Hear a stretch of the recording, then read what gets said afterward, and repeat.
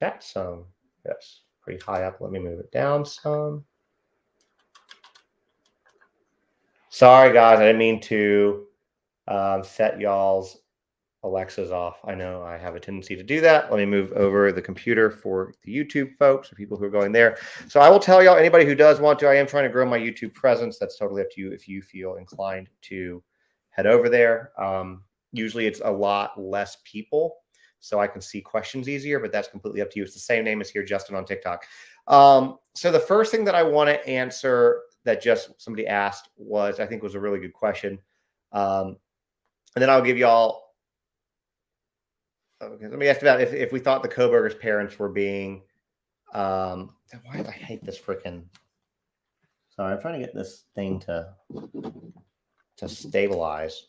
Stupid ring light, which is not even on. All right. Yes, you can watch on YouTube right now if you want to. There's one person in there, or if you have like 4 people in there. Yes. So no, not that I've heard, but there's a big difference here, I think, with this case compared to Gabby Petito, who also, I believe, this week they have a court date coming up. So we will be talking about that. Yes, TikTok hates me, but the Laundries weren't cooperative. The Laundries, when Gabby's family was trying to get information, the Laundries shut their mouth, lawyered up, and when police came to the door, handed them their lawyer's information. The Kohbergers aren't doing this. The Kohbergers, I think, are as surprised as everybody else. I don't think that the Laundries were surprised. So it's so yeah, I think it's very, very different in that regard. You know, my understanding from the Dateline episode, I haven't seen it, but I've seen bits and pieces. You know, according to it, apparently one of the sisters thought that maybe it could be him. You know, that was never spoken by any of the Laundry. So I think it's a very different scenario, very different situation in this particular case. I think that in this particular situation, Bryan Kohberger's family, are also victims in a sense. Yeah, exactly. The Laundries were complicit. So there were some other questions that y'all had. I want to give y'all the Madeleine McCann update first because it'll be really brief, and I'll make a video about it, and then let's get into y'all's whatever questions y'all have. Okay. So apparently, I'm gonna just pull this back up so I don't lose it. Apparently, with Madeleine McCann, I pulled it up earlier. Where did it go? There it goes. So there's a reservoir in Portugal, okay, that they have roped off to search. It's already roped off. The search starts tomorrow on Tuesday. It's 50 kilometers from where she went missing in 2007. So Christian Bruckner, who is yes, they still live in the same house. Christian Bruckner, who was the suspect, the person who's been always kind of the most liked for the suspect, I guess is the way we'll put it, the most likely suspect. Apparently, there is more and more evidence, including cell phone records, that show that he was in the area, lived in the area. You know, he's already serving, prison sentence for, assaulting. We'll say it that word because TikTok doesn't like the R word. A 72-year-old woman. He was caught on CSA material chart, things like that. So he's the person who they're looking for. But anyways, they're searching this reservoir. They did it back in 2008.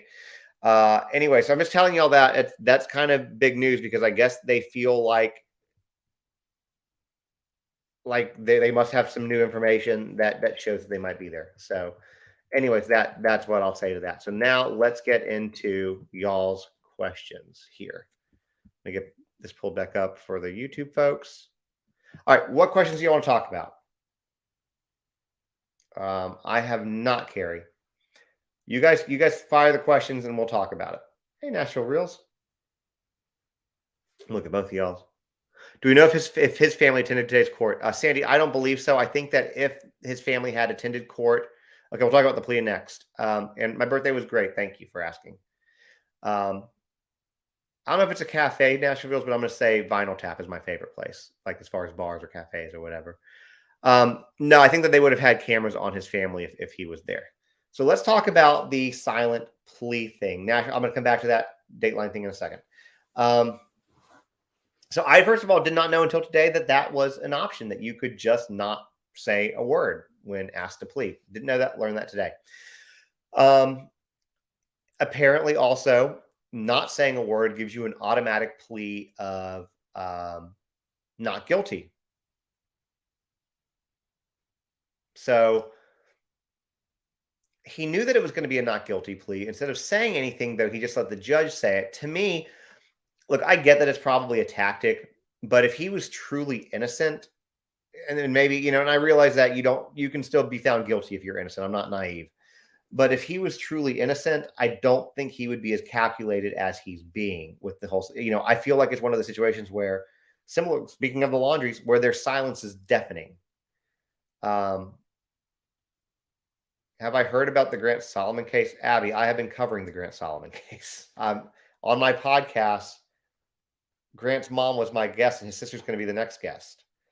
So, next question here was, what do I think about how they did the secret grand jury indictment? I'm going to come back to this silent thing too. We're going to talk a lot more about that. I think that that's just, secret grand juries. That's just how they do it. They're always secretive. Nobody really knows about them. They call it together, and I actually think, Jessica, that it was well overdue. I'm surprised it didn't happen sooner, to be honest with you. So anyway, some person asked. So National Rules asked about Dateline. I have not seen Dateline yet. I was at one of our cabins in Pigeon Forge, and we were doing. It was my birthday weekend, and then we ended up doing a lot of work to this cabin. And so I didn't watch it. I didn't have access to it while I was out there, but I will be streaming it tomorrow night. For those of y'all who want to watch it, that stream, there is a live stream event, so you can go in on TikTok and register it for it, and it'll start at 9 p.m. Central Time. After which I will record Banfield and we will play Banfield. So Nashville said, surprised they won a trial this year. Yeah, let's talk about that. I think that that's an interesting move. I think that that is very strategic, and I think that the reason that is strategic is because I was talking about this on one of the commercial breaks.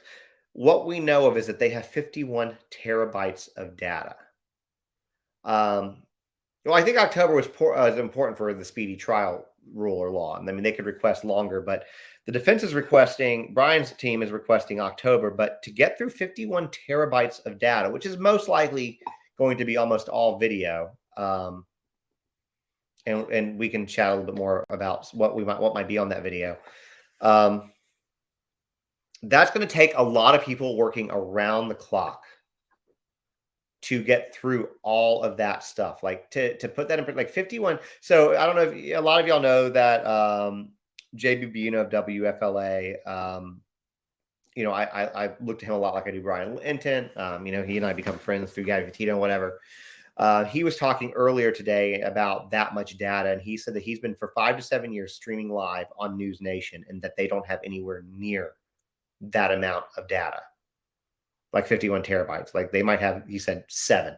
They might have 7 after 5 to 7 years of all the live streams that he's done. 5 to 7 terabytes of data. So for them to go through, I mean, he must have a shit ton of video. Like I would imagine that whatever he was doing, I mean, yeah, it's 331. It's the equivalent of 331 million pages. 250,000 images. It's just, it's so much. So much. It's a public defender for the person asked. Okay, I'm going to look at this real quick. You guys asked some questions on YouTube. Do I think we know the tip of the iceberg and there's a ton left to be revealed? Okay, Elle is asking on this on YouTube. Do I think that we know just the tip of the iceberg and there's the ton left to be revealed? I think that there is so much left to be revealed. I don't think we even have the tip of the iceberg. I think we have 2 to 3 ice cubes off the tip of the iceberg. I think that's what we have. I think that there is so much data and so many things that they have that we don't know. Yeah, I think. Oh, and Jamie, thank you for, I guess it was a subscription. Thank you for the subscription. So yeah. Okay. So Grace just asked, do I think Kohberger has committed other murders? I don't think that he's committed other murders, but I think he would have. And so let's talk about this, because I think this would go into on YouTube question, Amanda's question of why do I think it's so much? So let's talk about this real quick. There was one story that I haven't seen Dateline, but I've seen bits and pieces because I, like you guys, watch TikTok videos also. And so I've seen that there's data talking about like there was some girl in one of his classes who he was like messing with, like going in, like he put like her underwear in a cup holder and like was like going around moving stuff in her apartment to make her feel unsafe. And then she asked him if she would help him install a security system for her place, which he agreed to, and then had her Wi-Fi password. So I think he was probably surveilling that woman like around the clock, nonstop. And we don't know how many more things that he did like that. How many more cameras were out there? How many more things that he he surveilled? How many more people were surveilled? Um, Yes, they found 2 IDs, and yep, they were in that. I understand there were other IDs that were found too outside of just one of the victims. So there's really a lot of stuff. Yeah, I think. Look, I think anybody who stalks a woman, or stalks anybody who does that kind of stuff is creepy. But to like go through a woman's underwear drawer, that alone, and putting it in like her cup, that's just fucking weird, right? Like it's so fucked up. Um, it's like gives me the chills. Like it's that creepy. So like, um, I think that a lot of it is that kind of stuff, and I think that it's going to be really interesting to see kind of what comes out of this. It was in the suitcase in her car. I've only seen bits and pieces. I will see the Dateline tomorrow. Yeah, supposedly his sister started getting curious, like why was he wearing these latex gloves everywhere? So um, I don't mind the gag order if it means the death penalty or is locked away forever. So the thing about the gag order. Um, they talked about the gag order today, and the judge is going to see. He's going to make a decision if they're going to be keeping the gag order on. The fact that he didn't say we're going to uphold it today and make that decision, I think that's a good sign that they could, um, they could suspend the gag order or get rid of the gag order. Hopefully that happens. I don't see that happening, but I think that means that there is. There's a possibility of that at least. And a lot of people think like, oh, well, if there's a gag order is taken down, that's going to affect the case. All these people are going to affect the case, blah, blah, blah. That's not true. I don't think that that's necessarily true either. The gag order is more to try to find people who don't know about the case for the jury. If you go back to a couple months ago when we were watching the Murdaugh trials, everybody in that area of South Carolina knew about Alec Murdaugh, and they still found a trial and there was no gag order.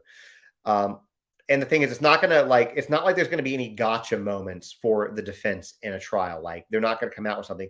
You have to, voir dire and disclose all the information, everything the prosecution has, they have to give to the defense to go through. So even if there wasn't a gag order in place, it would make no difference for the public knowing that in the case. Because again, there's not going to be any big surprises when it comes to that kind of stuff. So somebody asked about there being a new Dateline episode. Yes, there was the other night. Let me see. So I'm looking at YouTube too. There's only 32 people in YouTube. So if you keep asking a question, I don't see it, you're welcome to jump over there. Please follow if you do. And I'm more likely to be able to see that question because it scrolls a lot slower. What other questions do you guys have that I have not talked about? Do I think defense wants prosecution to run out of time going into the 51 terabytes?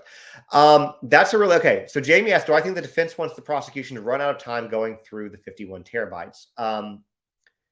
Not run out of time, but I think that you're on the right track. I think that this was kind of said, it might have been even by Banfield or even I think it was done by Banfield maybe, or somebody else today. This wasn't my initial thought, but basically, I think that to try to get through, no DoorDash driver was arrested. No, I think that they're going to try to make people rush through this, which means rushing could go through mistakes, and that way they could try to poke more holes in the prosecution. Because remember, it doesn't. Bryan Kohberger's guilt is irrelevant when it comes to the trial. I know that sounds really weird, but they have to prove basically beyond a reasonable doubt that he is guilty. I mean, I think he's guilty. That's my personal opinion. I think it all points to him being guilty with just what we know, and we don't know what we don't know. But I think that he is guilty. But they have to prove his guilt. And, there are people who we believe to be truly guilty that got away with murder, i.e. Casey Anthony, O.J. Simpson, because of having a very good defense team. And I think that's kind of what you're looking at here as they're trying to poke holes in that story. The question, when am I dropping a new 50 Words podcast? Hopefully June 1st.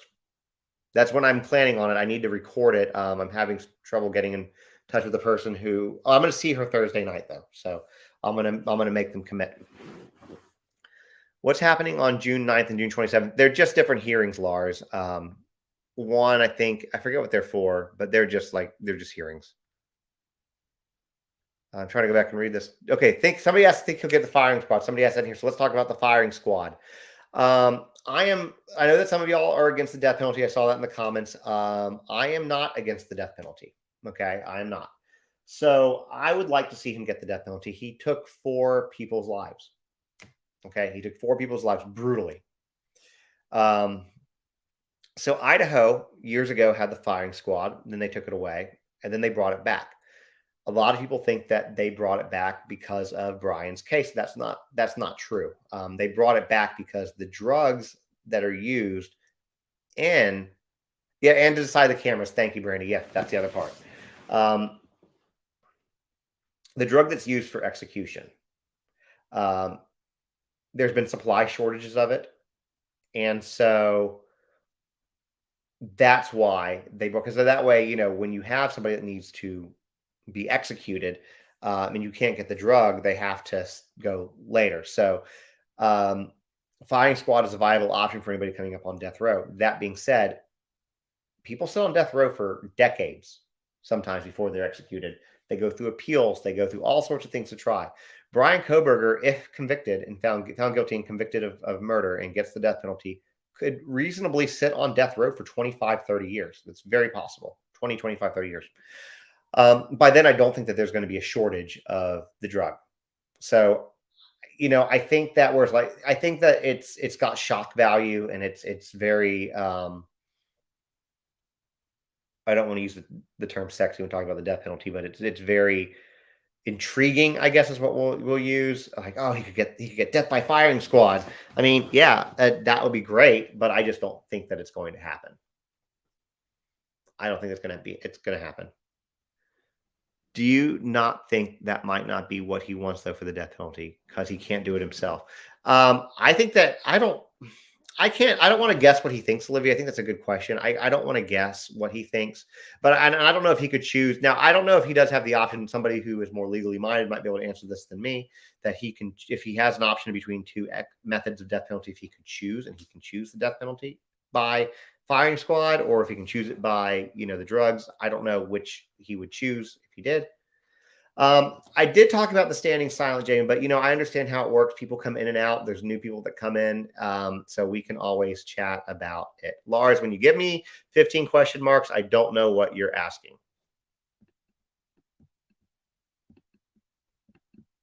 I don't know what that means. So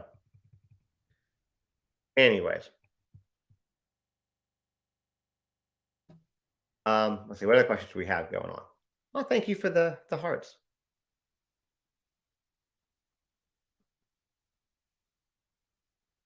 Okay, let's talk about the standing silent. Why do I think he did that? So I was very surprised about staying silent. A lot of people are saying that it is a tactic. Susan just said it in here. Apparently, his lawyers might have told him to say that. But to me, if you're not guilty, then say not guilty. If you know that standing silent is going to result in a not guilty plea, I don't understand why you wouldn't just say it. So one thing that Ashley Banfield said, or maybe it was Brian, and somebody said it at one point, that by saying it, maybe it was Banfield, and I don't agree with her statement here, was that maybe he would have been worried if he pled not guilty, everybody's going to be looking at him like, oh, why did he say not guilty? Like, what, his facial movements, everything. And we were going to go construct or concoct some type of, analytical information about the way he said it or whatever. But I think that thank you for the little heart guy. That's cute. But I think by not saying anything, to me, Casey, you just came here. Casey, would you want to come on? I'm not going to put you on the spot, but would you like to come on as like a co-host guest thing? Because I would love to hear your opinions on this. I saw he just came in. I'm going to invite him to come on. He can choose to decline it or not, or come on. But we'll see what he says. There he is. Okay. Yes. Hey there. Sorry, I didn't mean to put you on the spot like that, but thank you for coming on. Oh, that's all good. I I just this. got up to right in my garage listening to the Mariners game, so I Oh, flipped that off a bit. oh, and I live in my garage a lot of the time. I'll be doing it most of the day tomorrow. So, Yeah. I appreciate you coming on. You and I've never spoke like this, but I love your content for what that's worth. And I would, oh, thank you so much. I would love. I don't know if you've done a live yet or a video on this yet, but I would love to hear your thoughts on this if you're willing to share. On his Is standing silent? silence, Yes. standing silent. Yeah. When they were talking about how he looks forward to being exonerated, this and that, that's pretty much all out the window. I mean, they're pretty much admitting the evidence against him is pretty solid, and they're playing their chess game here. I think primarily it's to try to negotiate to take the death penalty off the table. Okay. Because it does give them options.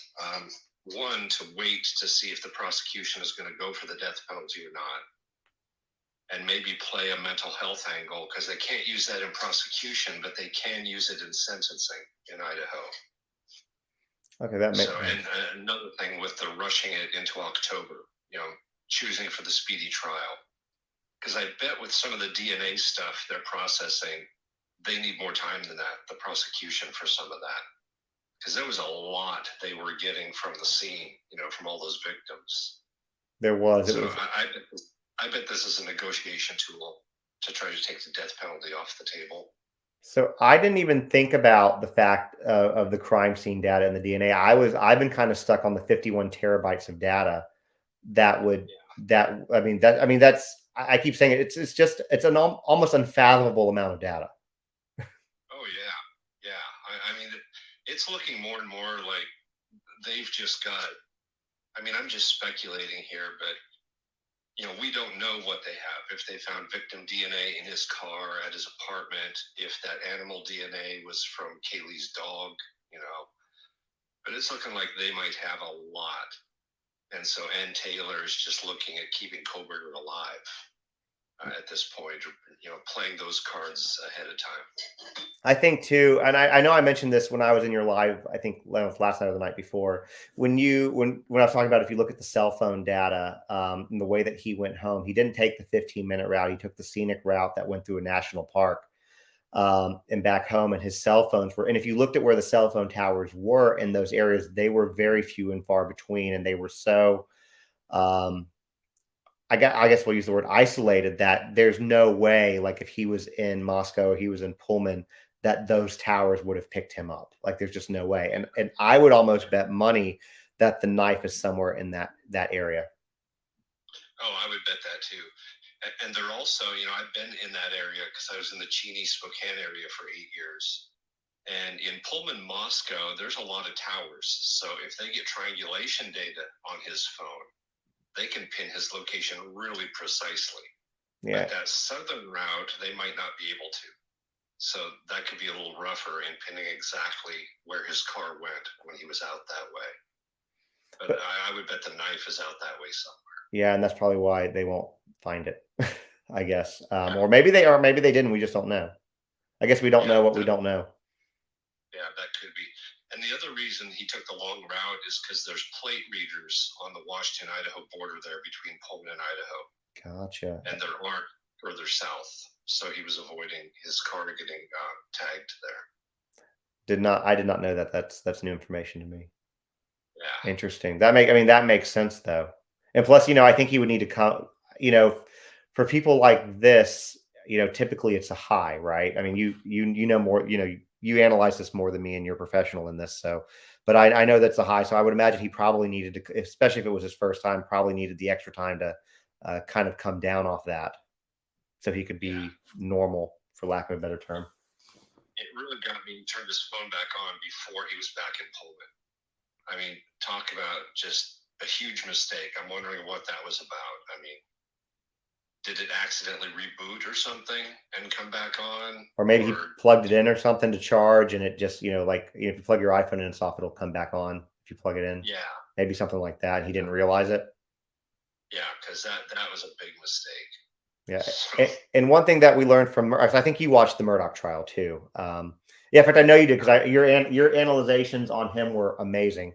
But we learned, so I had no idea that they could gather like that much data from the cell phones. So I mean, there's going to be a ton of stuff there just from those devices. I mentioned this, I think, on a live, maybe last night or another one, that I volunteered while I was the Eastern to get tracked by cell phone just from the triangulation data on the towers there in Cheney, not with GPS. And they not only showed me where I was on campus and what building I was in, they showed what room I was in the building.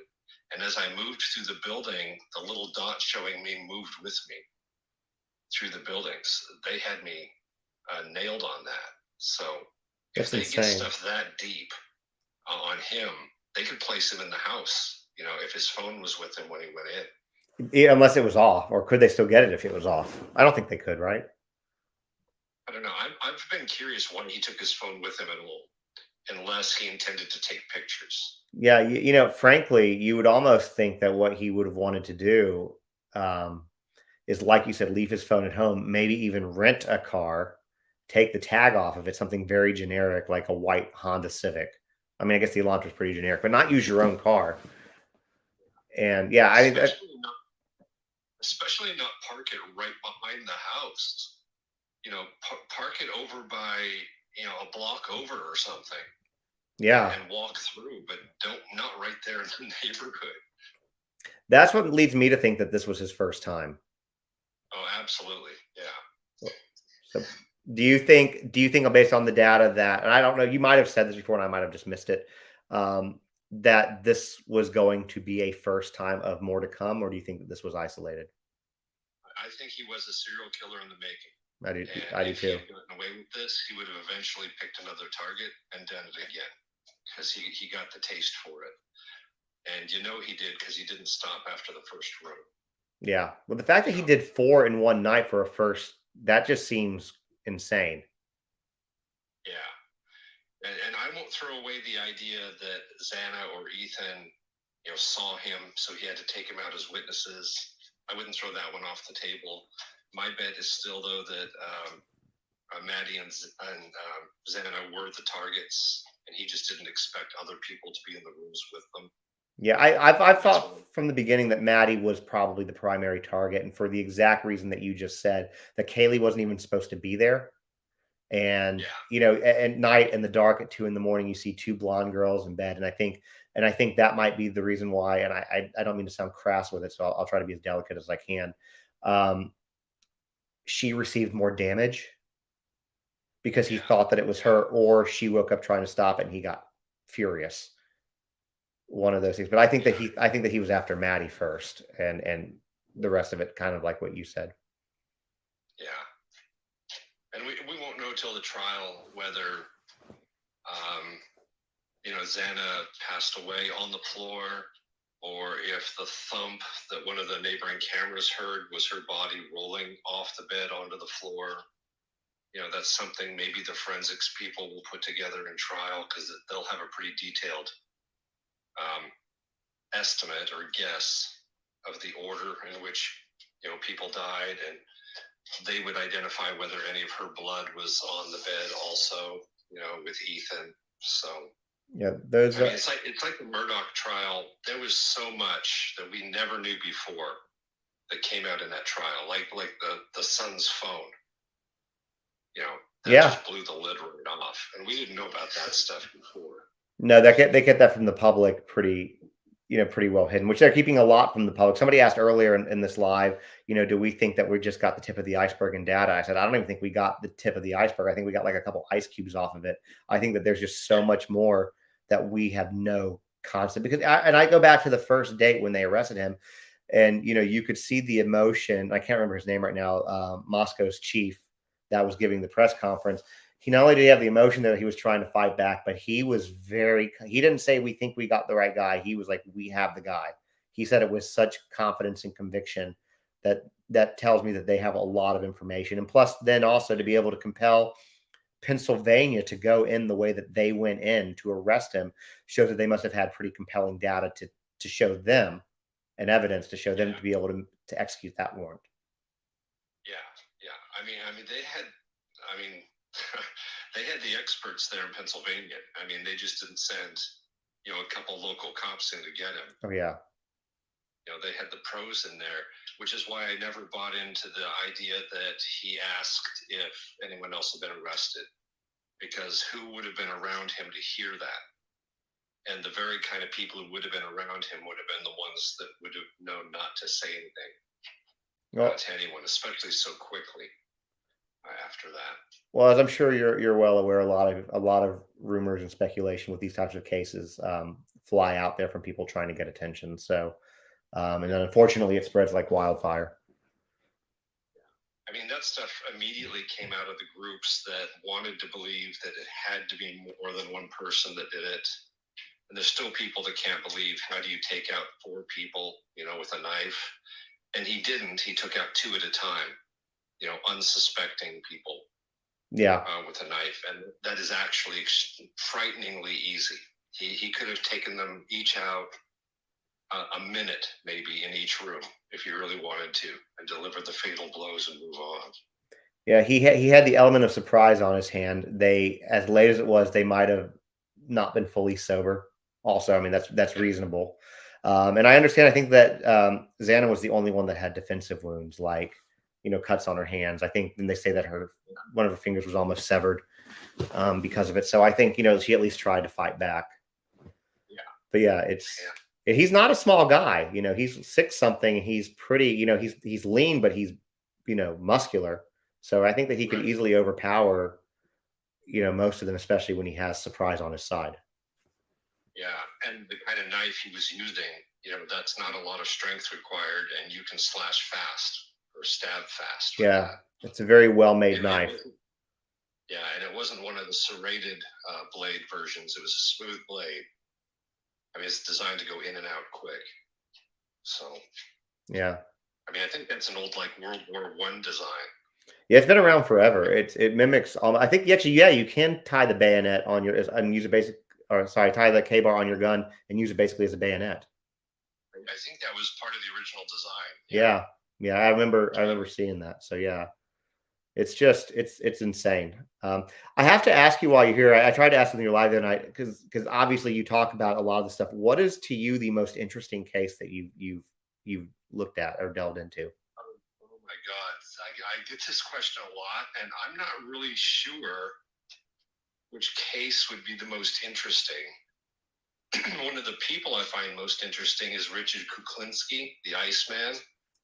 I don't think I'm familiar with that one. The serial killer a lot, even though, I mean, he is technically, but he was basically a mob hitman who went into business for himself.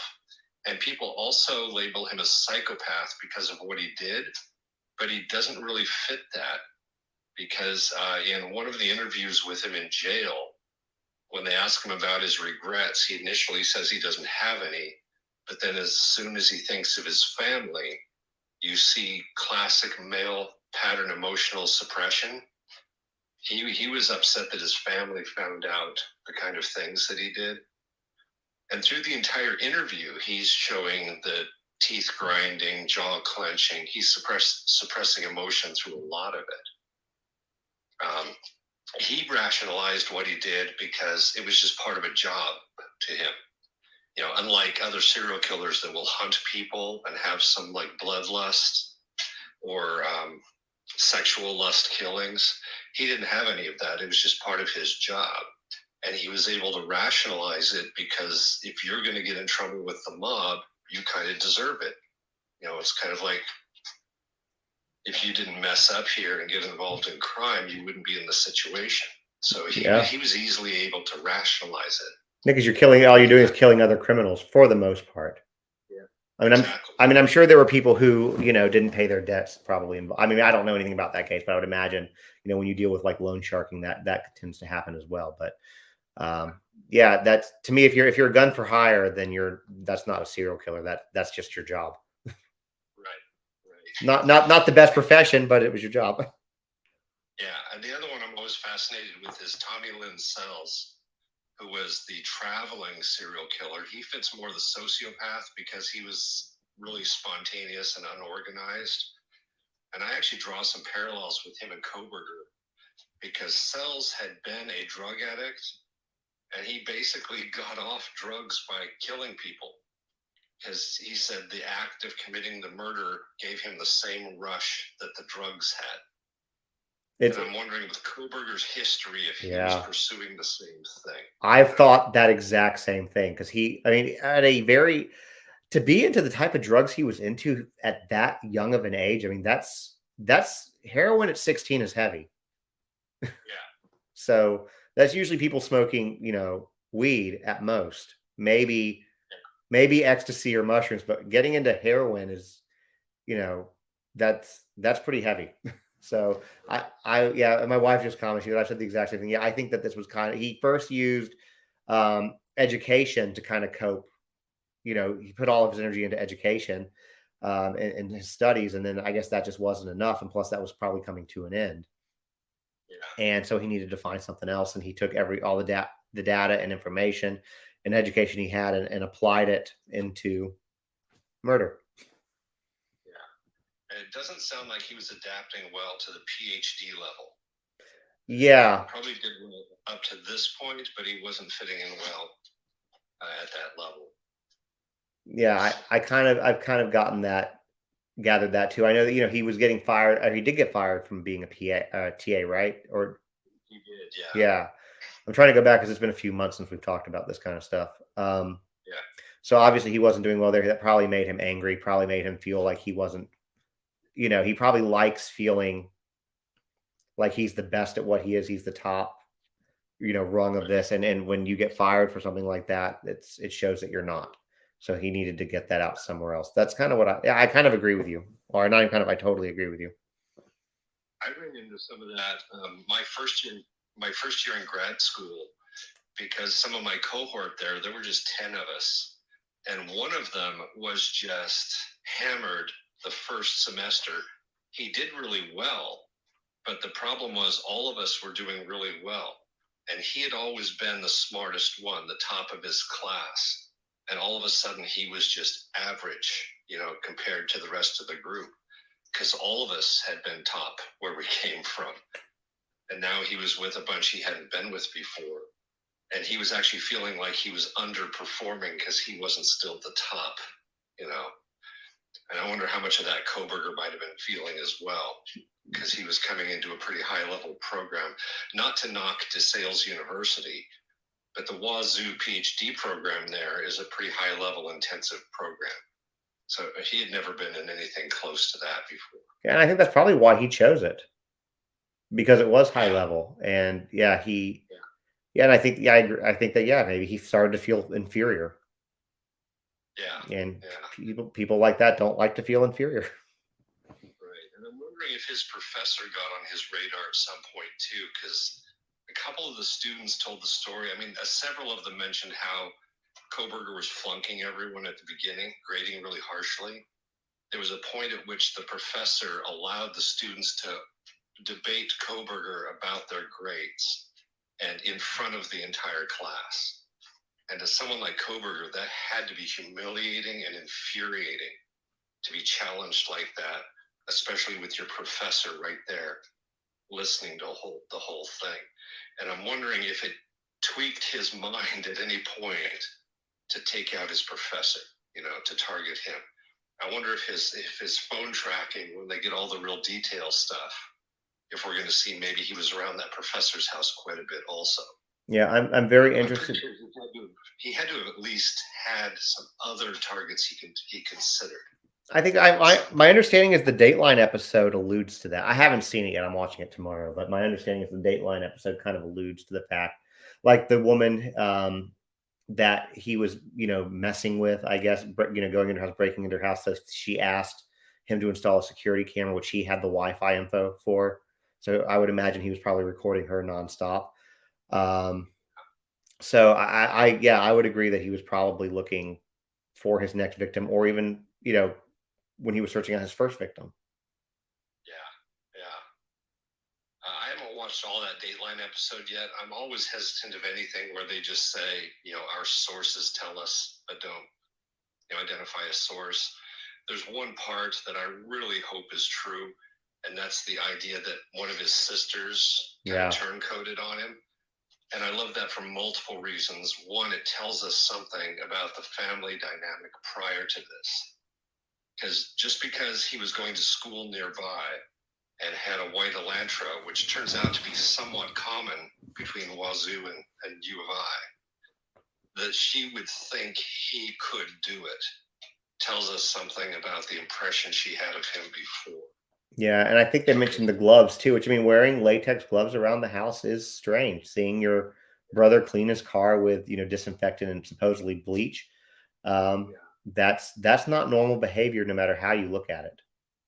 yeah, yeah. Like people don't do that. Like I've never cleaned my car with bleach ever, Right. ever. I only do if I can spill bleach in it. Yeah, yeah. Then you Pretty have much. to clean it up, and yeah, but like yeah, I've never ever used bleach to clean my car ever. Yeah. And bleach is such a CSI, watching TV too much way to clean stuff up, because that's actually a sign that you're trying to clean something up. And they've got ways to detect around that depending on what kind of bleach you're using. You're not gonna get rid of everything, especially the kind of stuff forensics can pick up today.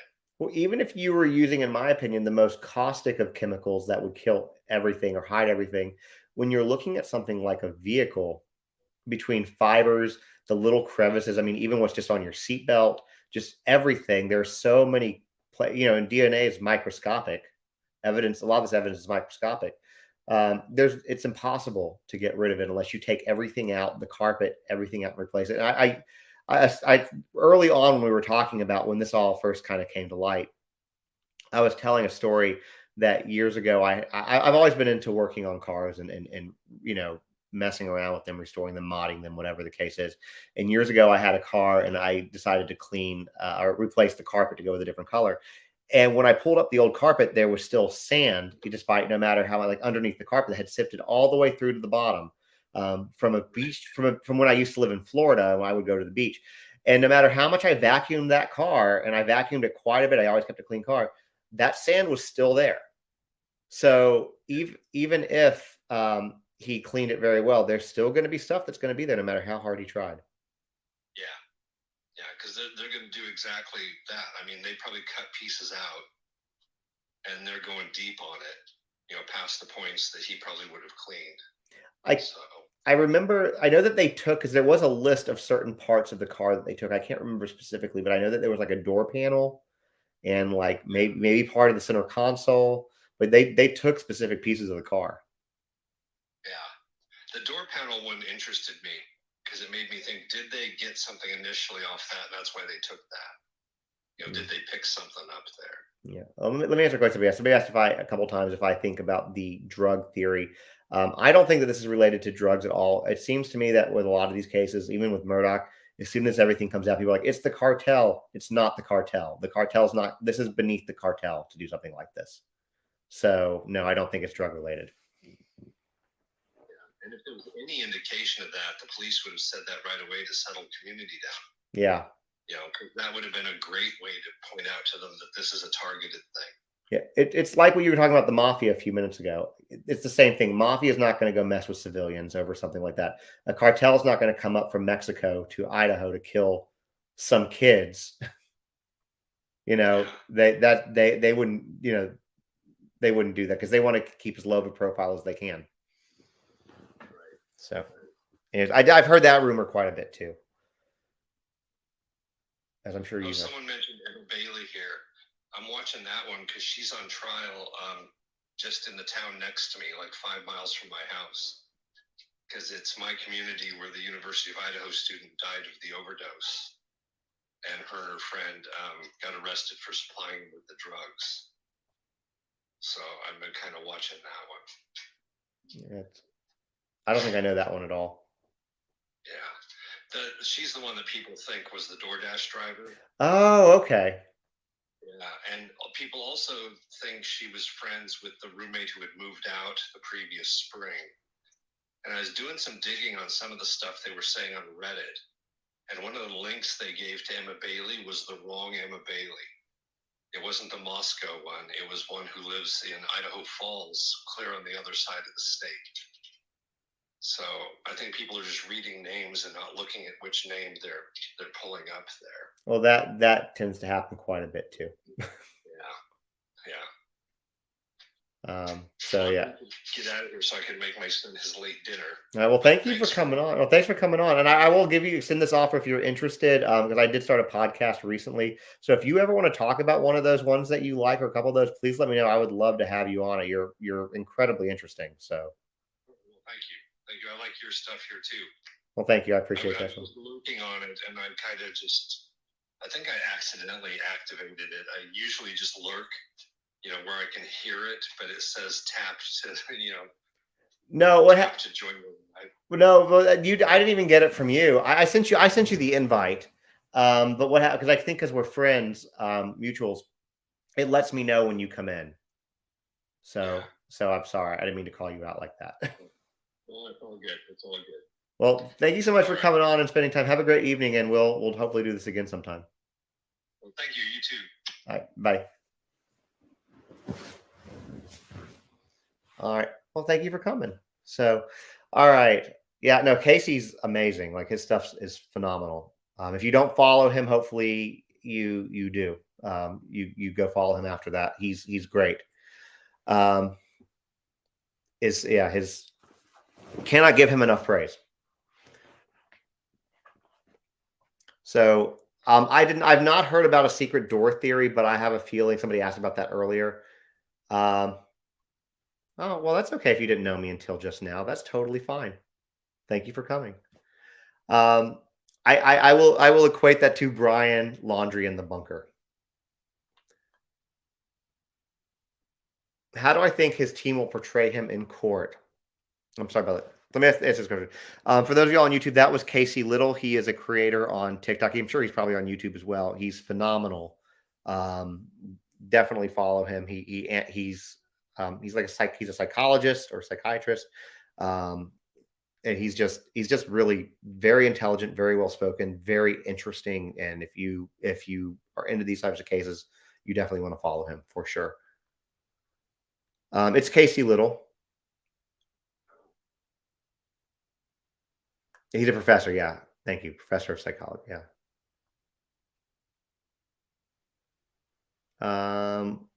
Okay. Somebody asked how I think his team will portray him. I think that they're going to probably portray him as being a victim also. Like, look, this guy was arrested, unless Casey's right, which he very well could be.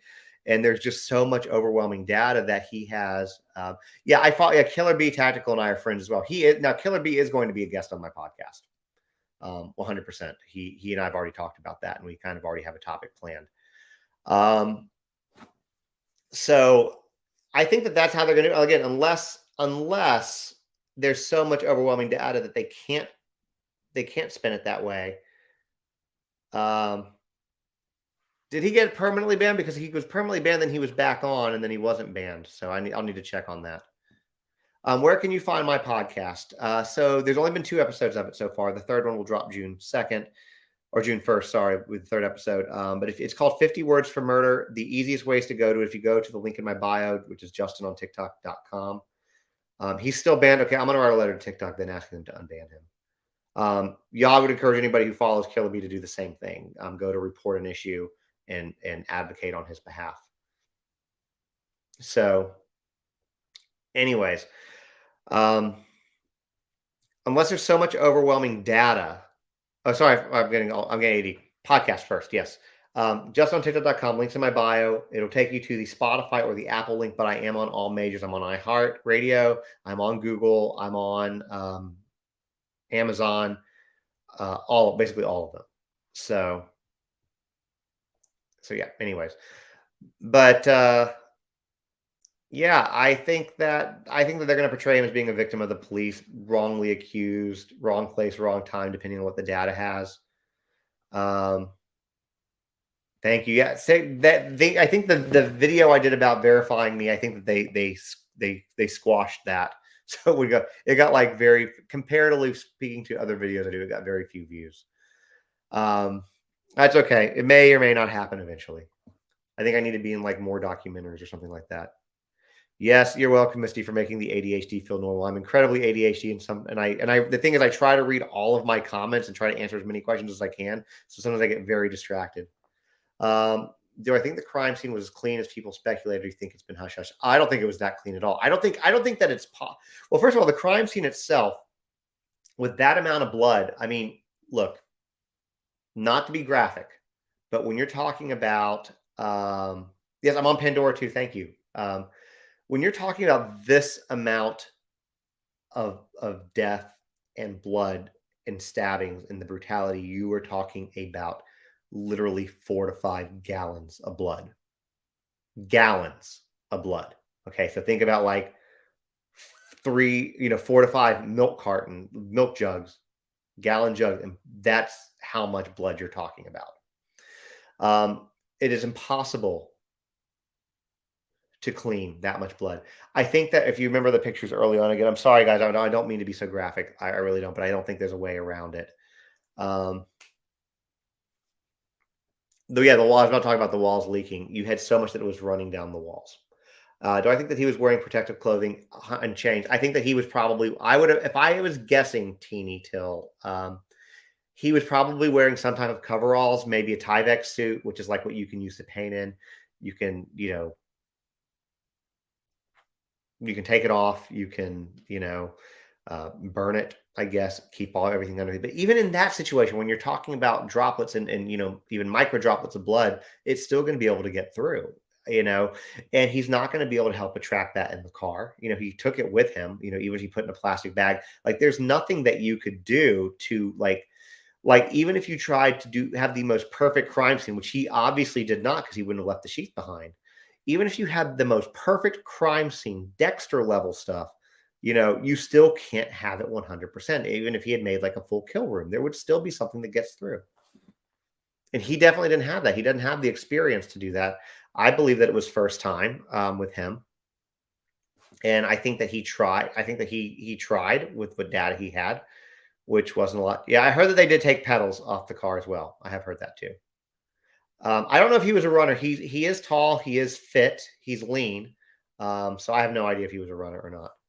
And if you guys have a question I haven't answered and it seems like I'm missing, it scrolls a lot and I have ADHD, please ask it again. You're not going to annoy me. I promise. And if you really want to be seen, there's 25 people on YouTube. You can ask it there, and that's very likely to be seen too. Do I think that? See, that's perfect. I saw you ask that question before, Jenny. Do I think that Bryan Kohberger's parents believe he's innocent or admit that he's probably guilty? Um, I think that I don't want to put words. He was a runner, okay. I don't want to put words in his parents' mouth. I don't know how they feel. I don't know that much about them. That being said, um, I think that there's a lot of evidence against him just with what we know. Even the amount of circumstantial I'll come ask me that in like 1 minute again, Jen, so I don't forget.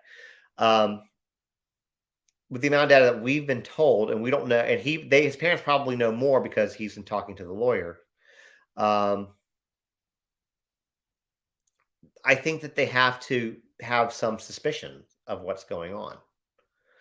Um I think that they have to feel like they probably don't want to believe that he did it, but yeah, and especially at the first stage of grief is denial. And I think when you are a parent, you want to have, because I think that as a parent, if my child was accused of committing something so heinous as my child, I would automatically like, there's no way that's possible. Like, I think that that would be true of almost every parent, right? Like, I mean, I'm not the only one in here with kids. Y'all can answer that too. I think it'd be very hard. I think that when you start looking at the data and you have to bring in the logical side and bring emotion out of it, which will happen. I think that you can kind of maybe separate that self and start to logically suspect it. Um, I think that if it's true what was said about the sister, knowing something, or being suspicious, I think that, like Casey said, that speaks volumes. Do you think he will get additional charges with the info that they have? I don't think that. I don't. Not necessarily. I think that you really can't get much more than capital murder, basically. Um, so yeah, it's strange. So somebody asked about the Dateline thing. So I am going to. Here's what I decided to do on Dateline. I do have a live scheduled tomorrow. If you want to register it, you can go to my profile. You'll see that there's a live tomorrow night. It's at 9 p.m. Central Time, so whatever time zone that is for you. And I'm going to stream the Dateline episode for those of y'all who didn't see it. Then what I agreed to do, because we were talking about it when Banfield was on, I'm going to then immediately after stream Banfield. The nice thing about that is we will be able to fast forward through the commercials. So what they talk about. So if y'all want to see that, we'll probably talk a little bit, let people kind of come in. I'll try to start no later than 8:05, 8:10 streaming Dateline, which means we should be able to start hopefully by 9:10 Banfield. It should be over by 11. So that's what we're going to do. If you want to register for that live, you can definitely do that, and it'll notify you when we go. Yeah, I think that somebody said there's going to be 1,000 motions to exclude evidence. Yes, they're going to try to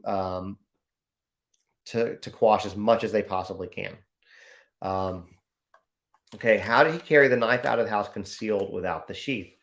I don't know. Here's my theory. Okay, here's my theory. Please don't take this as gospel truth. Okay, I just want to really. I don't want rumors getting out there because like Justin on TikTok said something. I don't want that to happen. So, what I think based on earlier information, like December, January information, February, somewhere in that time period, I believe that the rooms locked behind them.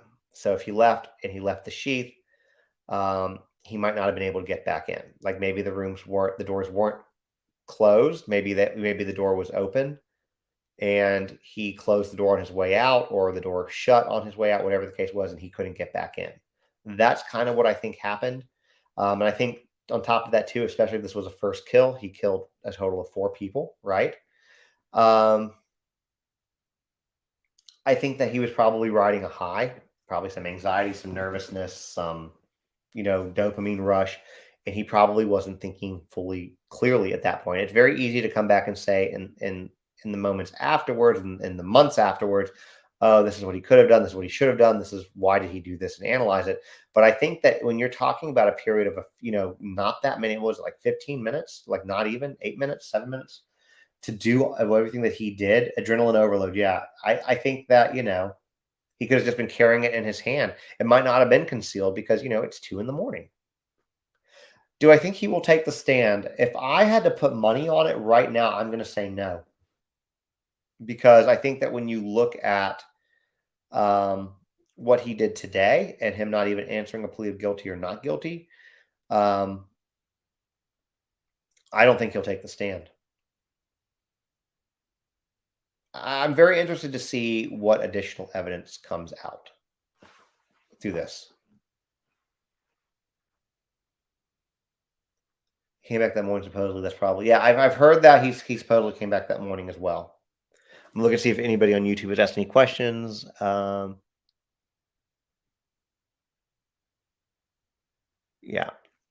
sorry, I was looking at that.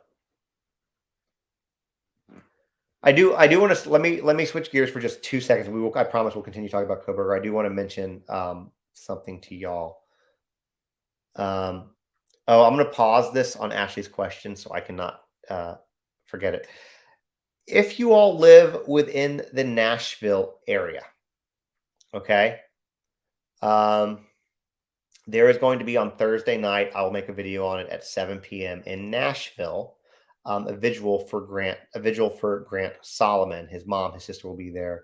I will very likely be there along with some other creators that you will like. So if y'all are in the area, definitely come there. If you don't know the cases I'm talking about, I do have a list. It is also the second episode of the podcast. It is a very interesting case. We can talk about it more in depth on different live. But definitely if you're in the area, I want to share that with y'all. Somebody asked if Brian will ever do a tell-all. I'm going to guess probably no, because let's say that he's found guilty. If Bryan Kohberger is found guilty, he's going to appeal it, and he's going to appeal it, and he's going to appeal it up until the very end. And this is me assuming that he gets the death penalty. He will appeal it until all avenues are exhausted, which means he won't. I don't think he will. All right. Don't report me. Don't do that.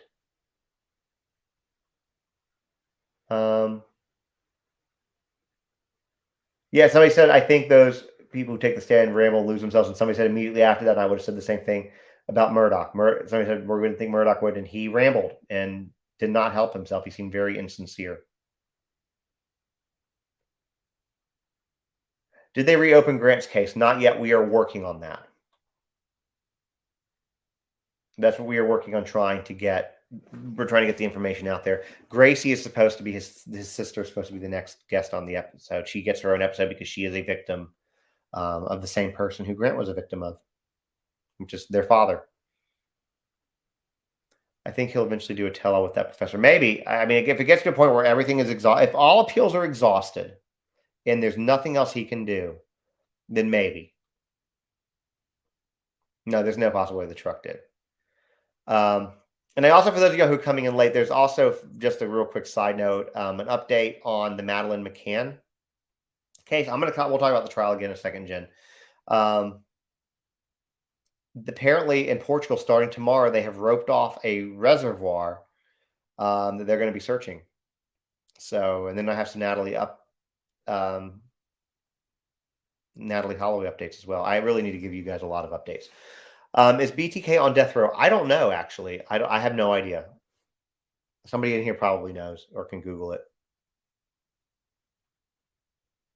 The other thing I think that's very interesting about Kohberger in court today. Look, I'm just trying to think of this as, and look, and I'm thinking about it from like my point of view of like if I was thrust into this situation, I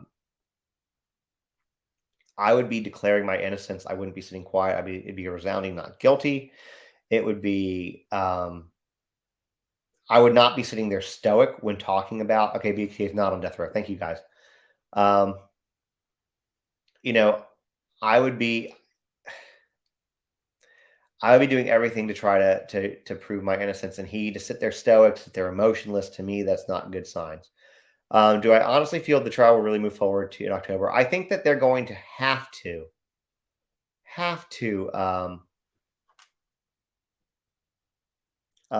request moving it later because of the sheer data. And I didn't think what Casey said earlier tonight was interesting too, because I didn't even think about the DNA evidence and the data from the crime scene, but I was just thinking about the 51 terabytes. Is there updates on the Alec Murdoch appeals? Not other than the fact that they did appeal him. What was the biggest surprise to me in this whole case? This is going to seem like a cop-out answer, and I promise it's not. When he was arrested, I was surprised as shit. Because everything that we saw from Moscow police was that, and if you go back to my earlier videos with this, and I'll admit at this point that I was wrong to a degree, because they did get a lot of help from the public, but they seemed like it was, and I did give them a little bit of defense on this. I was like, this sounds like Mayberry. They don't have, this is stuff that doesn't happen there. They don't have the resources to handle this. So they've completely botched the investigation. They're never going to catch this guy, blah, blah, blah. And then all of a sudden, out of nowhere, they're keeping everything so close to the vest. They come out with this arrest in Pennsylvania. And I was floored. We were in Atlanta. Alyssa and I were in Atlanta. It was right after Christmas, or right before Christmas. Sorry. We were in Atlanta, and we were at a cafe, we were getting breakfast, and we were standing in line to order, and I got the update on my phone, and she saw my face just like what?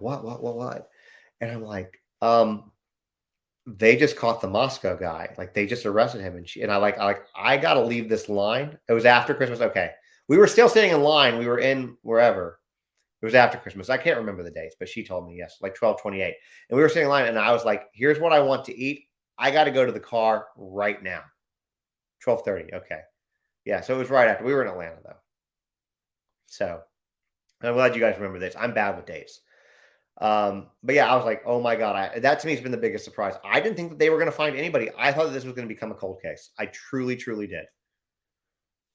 Yes, you can bet your ass that I will be talking about Roberto the Laundries on Wednesday. You can 1000% bet that I'm going to do that because it can, if as long as I have a platform, anything that comes out, I will be covering for Gabby Petito until the day I lose my platform.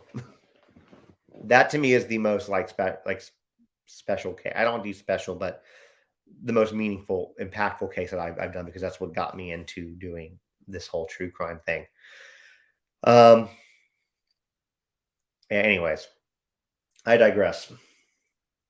So, all right, it is very near and dear to her heart. Joe Petito and I have become friends. I actually, I can share. I wasn't going to share this, but I will share this since he doesn't want to do it. We're going to be buying these neon signs for the cabin and for our cabins, and one of them it says "Let It Be," and I messaged Joe because I was going to buy it and just send it to him. And I said, "Do you want this? Like, would you want this? I'd like to get it for you." And he basically said, "Well, that he probably wouldn't be allowed to put it up in the house, but he really appreciated it. But like, they're just wonderful people, you know." Yeah, she's very supportive of it. Sometimes it can be when you're dealing with a case, it's got a lot of updates quite a bit often that takes a lot away from me. It can be a lot, but how do you find BK on YouTube? What are you trying to ask specifically, Cindy? But yeah, Gary, the Petito Schmidt family they're just amazing people. Rose Davis, her best friend, they're just amazing people that I've become close with and become friends with over this case. And yeah, I will. It's just part of me. So, anyways, again, I digress on that. So, and Rose is also going to be a guest on the podcast, and Joe Petito will after all the court stuff is put to bed. So probably sometime next year. So yes, all of this stuff. But this Kohberger stuff, a lot. I guess the other thing, if you could ask me to surprise me, I do like to digress. Is the fact that they're trying to push for a trial in October. I guess I shouldn't be overly surprised by that. Yeah, I bet Gabby was too. If Joe ever does the podcast, we will have him tell about her. We will do that if and when that happens. Or Rose can do it too if she wants to. So, okay, so here, let me ask you guys. I'm going to do a poll. Sorry, YouTube people. I can't do a poll on YouTube, but I'm going to do a poll for you guys. I want to know what y'all's opinion is on something. And so while I type this poll out here,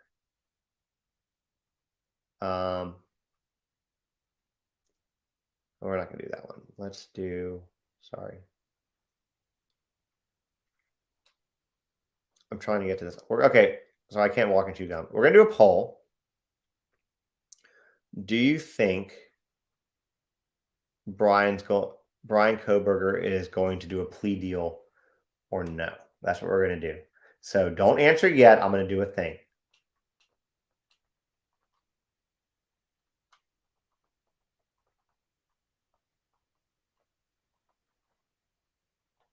All right.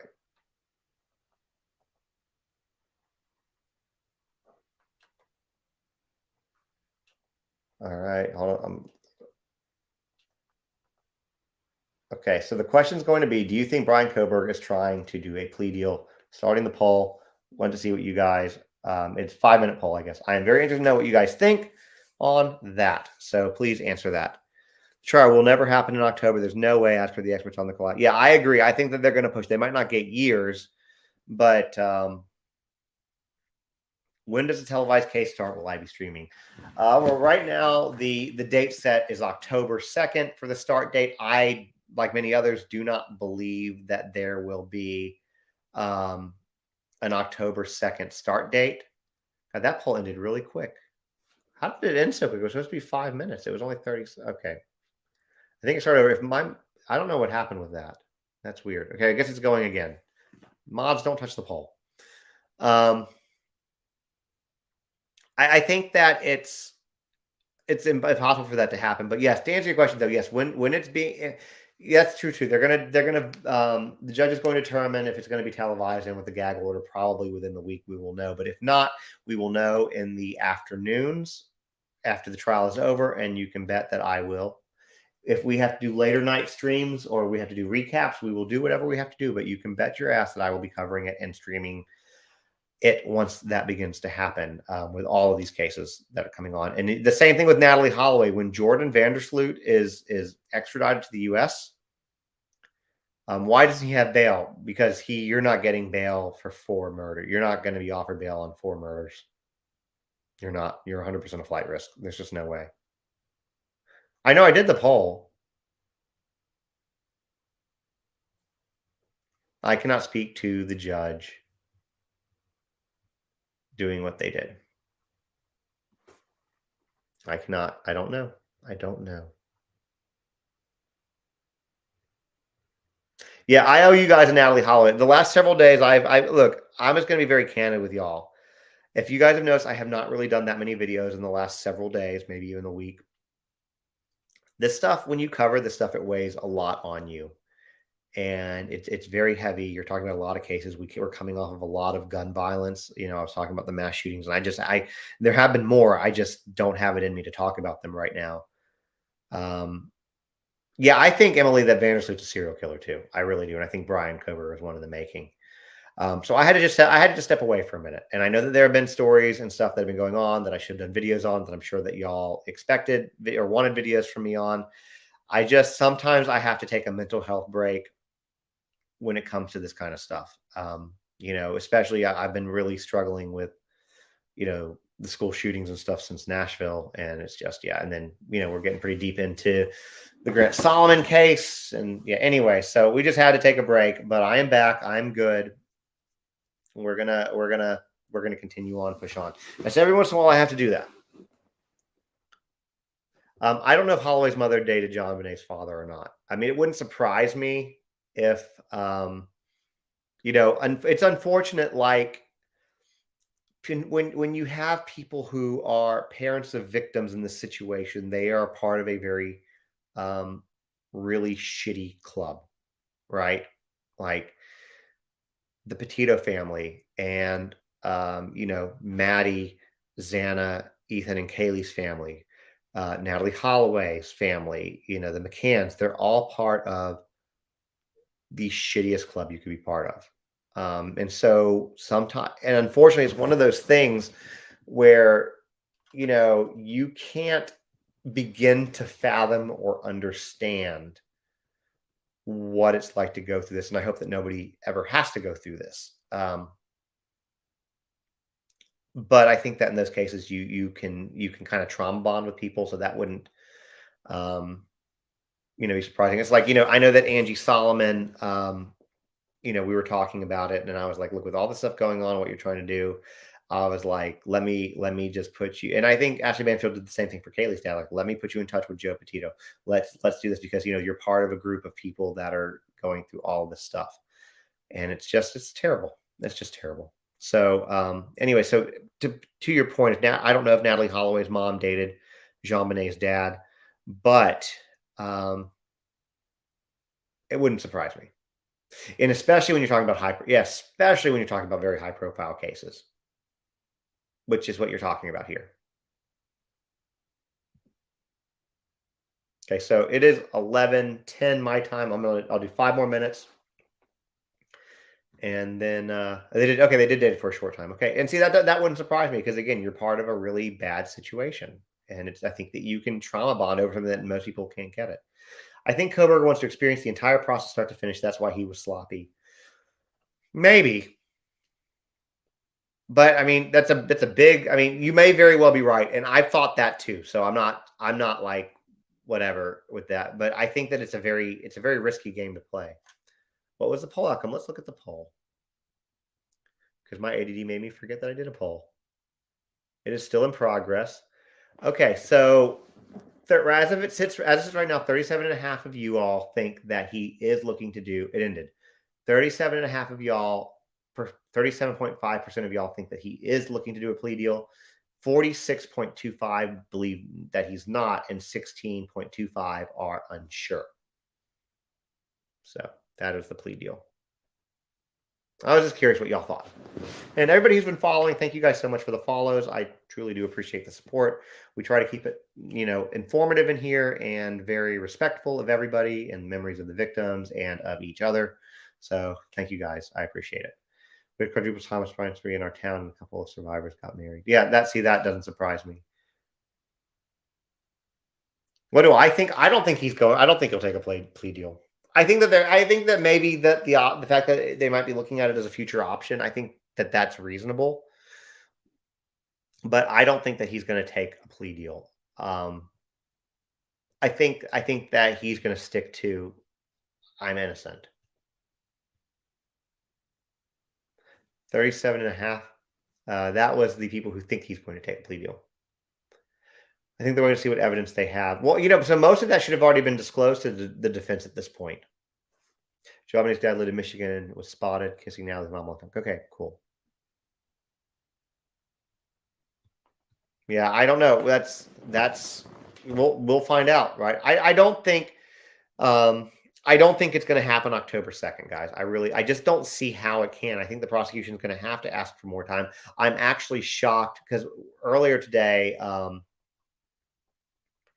I first posted a video that they were shooting for that date, but the judge had to approve it. And I guess right as I was shooting that video, the judge approved it. So I had to come in and be like, yep, he just approved it. But I was kind of shocked because it's not. And the thing is, it's not even 5 months because you're talking about October 2nd and it's May 22nd. So you're talking like four months and like 9 days. Yeah, prosecution will face a pretrial objection. I know that's what they're going for, but it's I don't know. I don't know if here's the thing, the prosecution. I mean, it's the state also. They have almost unlimited resources. They have the FBI's help to be able to help comb through some of this data. So, they'll get the resources that they need, I think. To be able to go through, categorize it, get the team on. Because if they get the FBI's help with it, which I believe that they will have access to that, or at least, Idaho State Police as well, they should be able to get through that. No, I don't think that he wants the death penalty either, but I think he wants to try to get off on it, and he can appeal. I think Judy, who is an attorney here, yes, there she is, Judy, the lawyer, said that she thinks that it could literally be a decade of appeals. Maybe. I don't think he's gonna do a guilty plea though, because then that's gonna take all appeals out the window. Because remember, you can be guilty and still get off on a technicality. A really good example recently is Bill Cosby. Bill Cosby was in jail, but based on a technicality, he ended up getting after he didn't serve nearly the time that he was supposed to. I think he served 3 years and was out because of a technicality. So that he doesn't have. So I don't think he'll do a guilty plea because that'll take any ability for him to try to get appeal it and get off of charges out the window. Yeah, it only takes decades sometimes. Do I think he could be found guilty? If we were putting Vegas odds on it, Tony, my money would totally be on a guilty verdict based on the information that we know, which I don't think is very much information at all. I think that based on what we know, which is not that much stuff, I would think that there'd be a guilty verdict. Yes. The knife sheath alone, I don't want to do like hone in on just one piece of evidence because there's a lot of pieces of evidence here that we know about. But his was the only DNA found on that sheath. There was nobody else's DNA found on that sheath, and it was just on that little button. To me, there's no scenario. Yeah, compared to OJ. OJ was not. Casey Anthony was an anomaly. These are people that, they allegedly, because I don't want to get sued by OJ or Casey Anthony, allegedly got away with murder. I personally believe that they truly got away with murder. That's my opinion.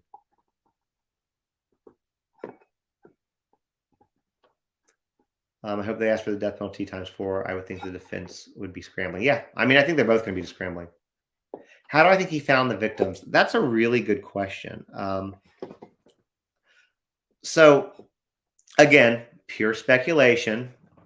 Let me answer this question that Jessica asked first. And then I'll answer that your other question. This one's a shorter answer. Do I think that he knows all the evidence that they have against him? So any evidence that they have that has been completed, filed, etc. I mean, talking about things that aren't still pending, like labs aren't still pending and whatnot. If he doesn't know, his team does, because they have to voir dire it. They have to, disclose all the information over to they have to share all the information that they have, everything they have against them. So yes, I think that maybe, well, he might not know every detail because there is a lot of stuff. But then, anyways, to answer your other question, save 10% of the digital information discovery. How does it turn to it? Okay, I'm gonna answer this one, then I promise I'll answer the other one for victims. Okay, I promise. Say that even 10% of the digital information discovery, how are they going to go through it? I don't know how defense will. Defense will have to get a team. I think the prosecution has the FBI on their side to kind of help with that. I think without calling in big high levels of team that are working around the clock, I think that'd be very hard. I think that even with that, they're still going to have to push the date back to try to comb through that data. So then the person asks, how do I think how they found the victims? I'm going to not answer. I'm going to look down so I don't get distracted by another question, so I can answer this person's question. My personal theory, again, do not go out there and be like, this is what happened. This is just a completely, it's a hypothesis at best, pulling it out of my ass. I think that we know that he went to that restaurant, and if somebody wants to get in and say, well, the owner of the restaurant said this, I can tear that statement apart easily, and I've done it. I've done it like 5 times, and I'll do it again. I think that he saw her at the restaurant. He became infatuated. And infatuated doesn't mean like he wanted to like sleep with her or anything, but he could have just been like, this is the victim. This is the person I want to do, and kill. And he started stalking. Maybe he felt that because there was no personal connection, like if he was looking at first that one girl he was messing with, supposedly, that could have been brought back to him. Maddie or Xana couldn't be linked back to him necessarily because he didn't know them. So I think that's kind of how he found it. That's kind of my opinion. So, anyways, I'm talking about Bryan Kohberger right now. I don't, honestly, how many weeks we're talking? Oh, you're asking somebody else. Sorry.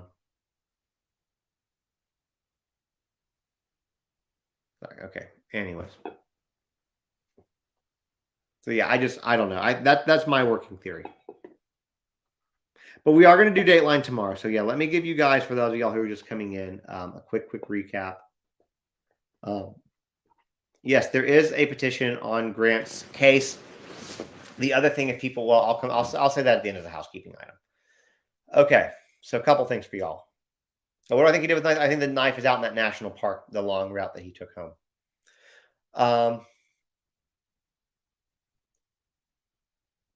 All right. Tomorrow night, for those of y'all who did not see Dateline, at 9 p.m. Central Time, I'm going to stream the Dateline episode. After that, while that's playing, I will be recording Banfield. So immediately after the Dateline episode, we will stream Banfield. So if you've already seen the Dateline episode, have no interest in seeing it again, come in around 10 p.m. Central Time, whatever time that is for you. If you want to see Banfield, and we'll fast forward through commercials. If you want to see the Dateline thing, be there at 9 p.m. You can go register for that live.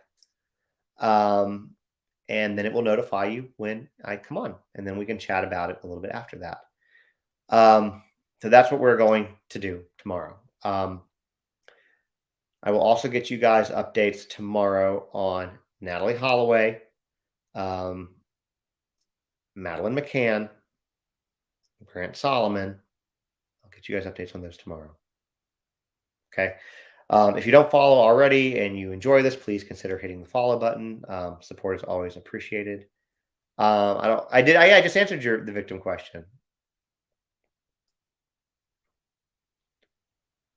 Do I know why Madeleine McCann has come up in the news again? Yes, I will give you that real quick before I go. Apparently, they have collected more information that leads them to believe that Christian Bruckner, the person It says 8 Central. Okay, then it's going to be 8 Central Time. If whatever it says on the event is what we're doing, apparently. You know what it was? It's because when I created the event, I was in Eastern Time. That's what happened. Okay, we'll do it at 8. That's fine. We'll do it at 8. And then 9 o'clock, we can just watch Banfield live, I guess, or whatever. Anyways, they apparently have enough. They have data to make them think that she could be in this reservoir, and starting tomorrow, they're going to start searching this reservoir, which apparently they've searched in the past, but now I guess they're doing maybe a different area. But it's yeah, that's why she's in the news. Natalie Holloway's in the news because Joran Vandersloot is being extradited to the U.S., although they are fighting that. But we're going to talk about that as well. So we have some updates, and I'm actually trying to see if I can get Beth Holloway as a guest on the podcast as well, so she can tell her version of things, which is probably the truth. Which I'm sure is the truth. So, and we have a lot of stuff going on. And so for those of y'all, for Grant and Gracie Solomon, let me address that last, and then I'm going to go. First of all, if you want to know about that case, I have a Grant and Gracie Solomon playlist. The last episode of my podcast has the victim's mother, Angie Solomon, on it. 50 Words for Murder. You can get to it through the link in my bio.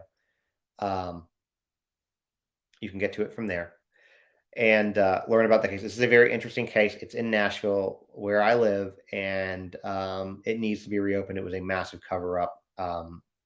Anyways, there will be a visual for Grant Thursday night at 7 p.m. So if anybody who's in the Nashville area wants to go to that, I would strongly encourage you to do so. I think it'll be a good thing. And then, yes, there is a change.org petition for Grant's case to be reopened, but there is also a link in my bio for Angie's GoFundMe. Now, what that is it is legit. It's been vetted. But what that is basically is that lawyers, they're trying to get the cost to exhume Grant, et cetera, et cetera. So, yes, Mr. Solomon is buddies with our governor. So it's been, well, thank you, Pat. I appreciate it. We only got 2 episodes. The thing about the podcast, if you want to follow the podcast, I'm only really, as of right now, I'm releasing the episodes once a month. If it grows more and we have more capacity, then I will absolutely do more. But right now I'm just doing once a month. So it's not going to be like, you're not going to miss a ton, if you're not going to get bombarded if you subscribe to it. Is my point. My podcast is called 50 Words for Murder. And you can get to it if you go to the link in my profile, in my bio, which is also justinontiktok.com. Then you can get to it from there on Spotify or Apple, but it's on all the major platforms. No, GD, podcasts are not live. They are recorded. At least mine are recorded in a virtual studio, edited, because I don't really edit. And then they are put out on their rest date, on the date that they're supposed to go, once I get it all done. So, and I'll do videos about all that stuff tomorrow. You guys have a great night. Thank you all for being cool. Thank you for all the follows and the gifts. It's appreciated. Well, I'm sorry. It's going to be once a month, but I'm trying to update them on the first of the month. That's my goal, is to drop one at the first of the month. So, as y'all have a great night, and I will see y'all tomorrow at whatever time it says on the event that's in my profile. If you want to register, if it says 8, I'll be there at 8. All right, have a good night, guys. All right, guys, have a good night.